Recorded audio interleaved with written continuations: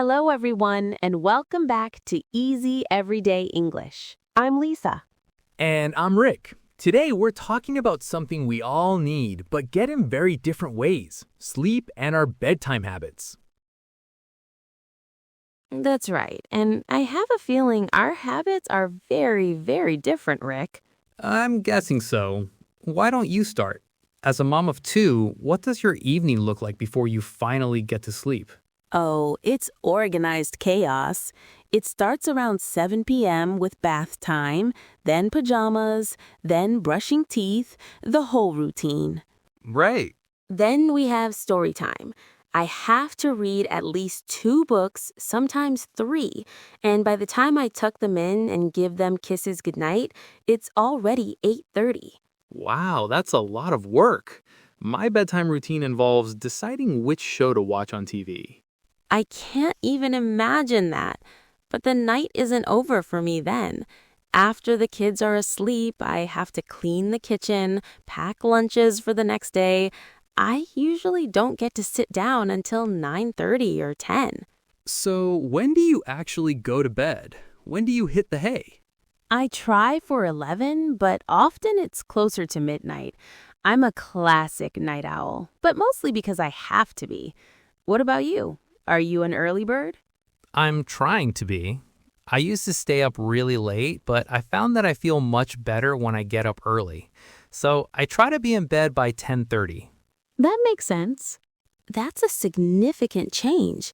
Was there something specific that made you want to become an early bird? Yeah, to help me relax, I put my phone away about an hour before bed. No more scrolling social media. Instead, I usually read a book. Oh, that's such a good habit. I'm often guilty of scrolling on my phone in bed. I know the blue light is bad for sleep, but it's how I finally get some quiet time to myself. I get that. It's tough to disconnect, but reading really helps me. I find that after about 20 minutes of reading, I start to feel sleepy, and it's much easier to drift off to sleep. That sounds nice. Maybe I should try that. The problem is, my brain is often still running with all the things I need to do tomorrow. It takes me a long time to fall asleep. Have you ever tried journaling? Sometimes writing down all my thoughts before bed helps to clear my mind. That's another good idea. Okay, so it seems like your bedtime habits are much healthier than mine. Well, it's easier when you only have to worry about yourself. I think you're doing an amazing job. That was a great chat. I think our listeners heard some really useful phrases in our conversation. I agree. So let's break down a few of them.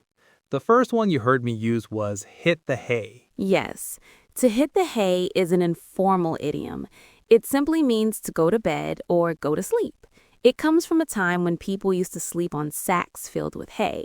Exactly. So you might say, I'm really tired. I think it's time to hit the hay.